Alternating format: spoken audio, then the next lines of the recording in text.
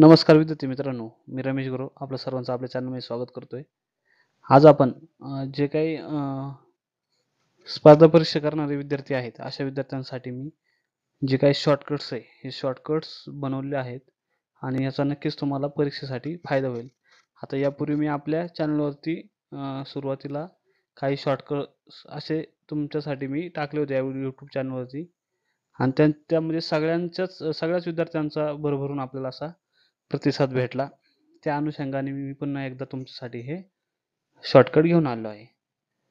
तर हे क्षेत्रफळाच्या दृष्टीने जगात सर्वात मोठे देश कोणते आहेत? याचा हा शॉर्टकट आहे. तर त्याच्यामध्ये जो आहे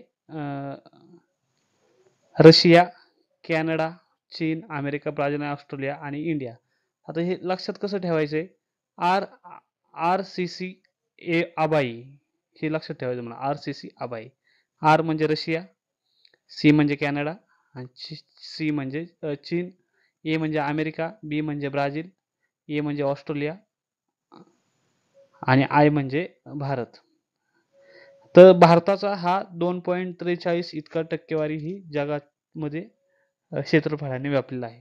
तर सगळ्यात मोठा देश हा रशिया आहे क्षेत्रफळाने आणि आपला हा क्रमांक भारताचा 7वा क्रमांक हा क्षेत्रफळाच्या दृष्टीने लागतो.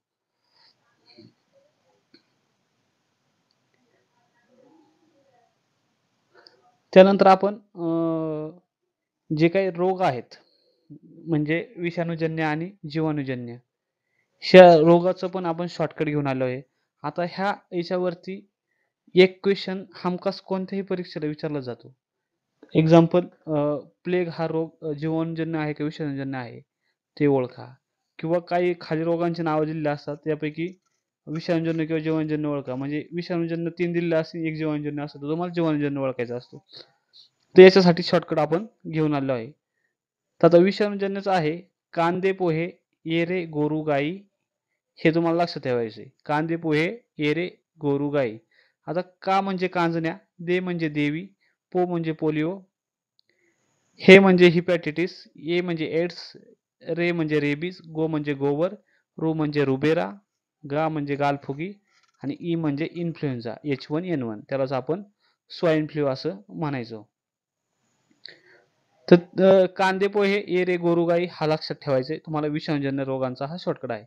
त्याचप्रमाणे जीवाणूजन्यांचा रोगाचा प्लेनुटिसी कुठे बी धनडांग्याडी हे लक्षात ठेवायचे. प्लेनुटिसी कुठे बी धनडांग्याडी. आता याच्यामध्ये प्लेग हा पहिला प्लेचा म्हणजे प्लेग होतो. न्यू म्हणजे न्यूमोनिया, टी म्हणजे टायफॉइड, सी म्हणजे कॉलरा, कू म्हणजे कुष्ठरोग, ठेबी म्हणजे टीबी, टीबी म्हणजेच आपण त्याला क्षयरोग असं म्हणतो मराठीत, धन म्हणजे धनुर्वात, डांग्या म्हणजे डांग्या खोकला आणि डी म्हणजे डिप्थेरिया. एकदम सोपं आहे. तुम्हाला 1-2 वेळा तुम्ही लिहून काढलं तर तुमच्या ऑटोमॅटिक लक्षात येऊन जाईल. आता धनुर्वात असन, डांग्या खोकला असन किंवा डिप्थेरिया असन ह्या रोगांना त्रिगुणी लस म्हणजे एकच औषध दिलं जातं. त्याला DPTचं ही लस अशी म्हणतो आपण. ही त्रिगुणी म्हणून लस म्हणून ओळखली जाते.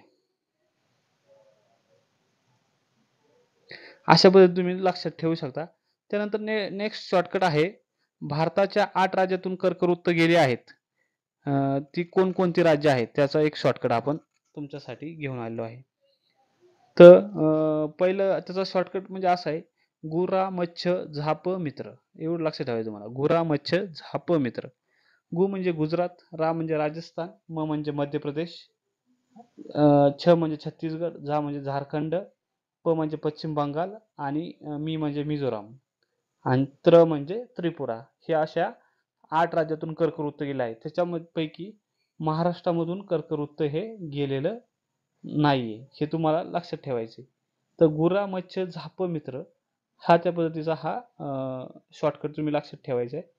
जेणेकरून तुम्हाला कर्कवृत्त गेलेले राज्य कोणकोणते आहेत ते तुम्हाला एकदा लक्षात येऊन जाईल.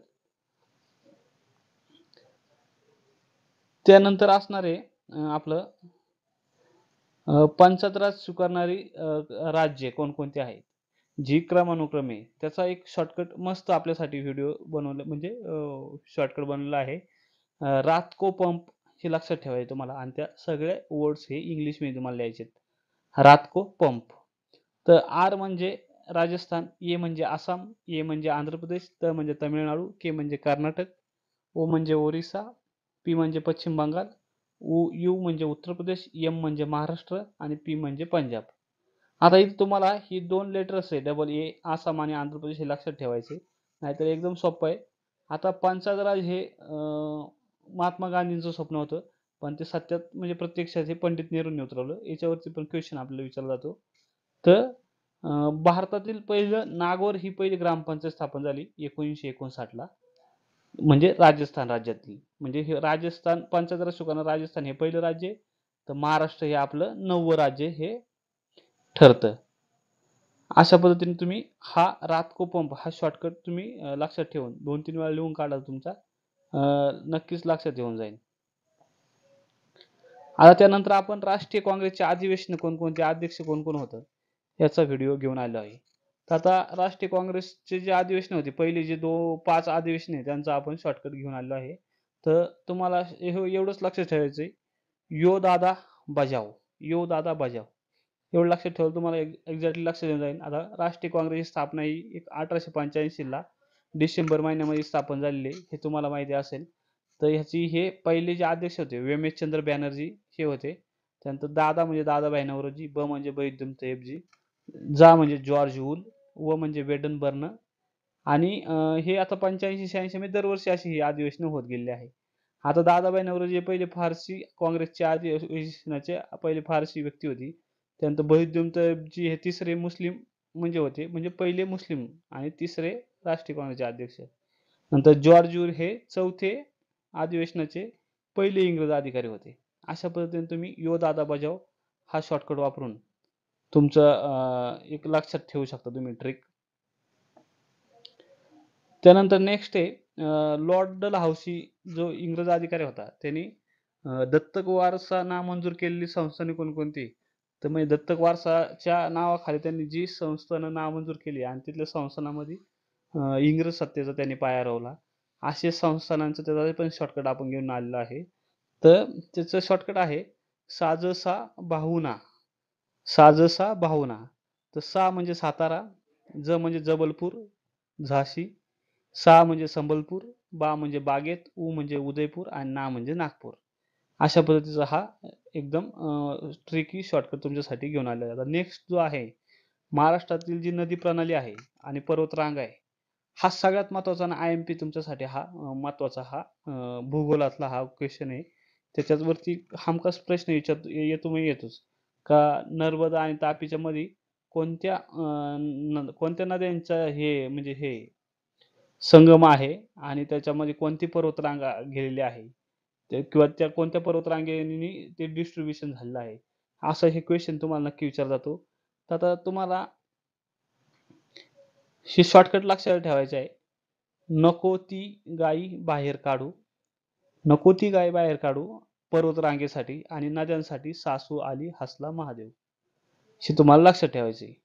आता नको म्हणजे नर्मदा नदी, ती म्हणजे तापी नदी, गायी म्हणजे गोदावरी, बाहेर म्हणजे भीमा आणि काढू म्हणजे कृष्णा. आता हे नर्मदा खोरे, तापी खोरे, गोदावरी खोरे, भीमा आणि कृष्णा. आता भीमा आणि कृष्णा ह्या 2 नद्यांना महादेव डोंगर रागांनी म्हणजे म्हणजे महादेव, महादेव डोंगर रागांनी त्यांना त्यांचं विभाजन झालेलं आहे. तसंच नर्मदा आणि तापींचं मध्ये सातपुडा पर्वतरांग आपल्याला आढळून येते. सासू म्हणजे सातपुडा. तापी आणि गोदावरीमध्ये अजिंठा आली म्हणजे अजिंठा. अजिंठा ही पर्वतरांग आपल्याला पाहावयास मिळते. तसंच गोदावरी भीमाच्या नदीमध्ये हरिश्चंद्रगड ही तुम्हाला पर्वतरांग तुम्हाला पाहायला मिळते आणि भीमा आणि कृष्णामध्ये महादेव डोंगररांगा. तर नको ती गायी बाहेर काढू असा हा तुम्हाला शॉर्टकट आहे पर्वतरांगेचा आणि नद्यांचा सासू आली हसला महादेव. हे तुम्ही 2-3 वेळा लिहून काढलं तर नक्कीच तुमच्या लक्षात राहील आणि याच्यावरती IMP हमखास प्रश्न असतो म्हणजे असतो. आता त्यानंतर आपण गंगा नदी भारतातून वाहणारे राज्य कोणकोणती आहे? गंगा नदी जी भारतातील मोठी नदी आहे ती गंगा नदी भारतातून कोणकोणत्या राज्यातून वाहते त्याचा एक शॉर्टकट आपण बनवला आहे UUZBP. आता यू म्हणजे उत्तराखंड, यू म्हणजे उत्तर प्रदेश, झेड म्हणजे झारखंड, बी म्हणजे बिहार आणि PB म्हणजे पश्चिम बंगाल. ह्या राज्यामधून वाहणारी ती नदी आहे एवढ्या राज्यांमधून ती वाहते.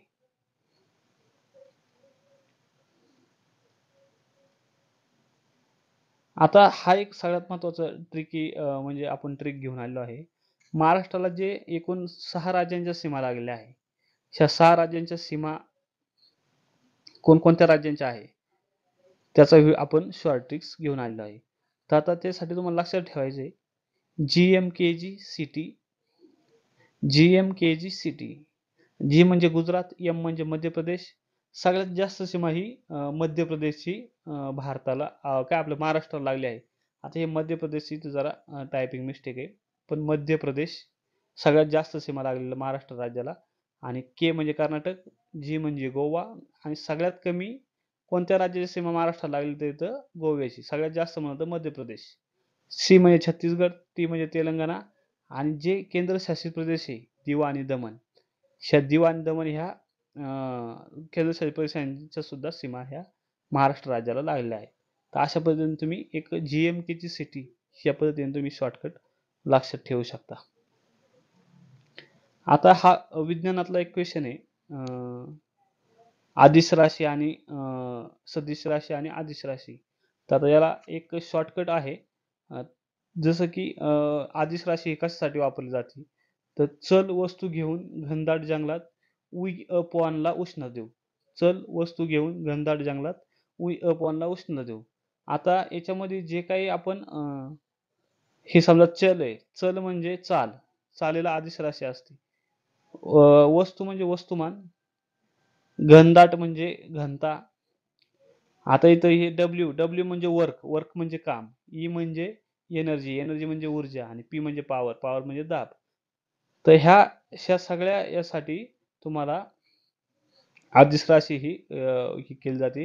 आता तर हे तुम्ही लक्षात ठेवायचे. चल वस्तू घेऊन घनदाट जंगलात We up oneला उष्णता देऊ. अशा पद्धतीचं शॉर्टकट आहे.